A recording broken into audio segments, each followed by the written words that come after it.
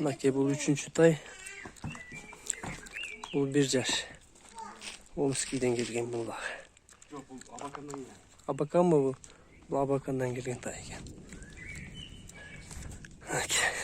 Doğru kaşık eken. Döştörü. Yaka jetilip koyunç bir yaksa.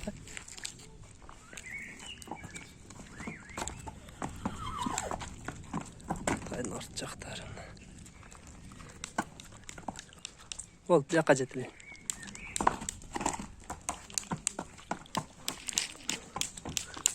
Kaytar yerin oğlum.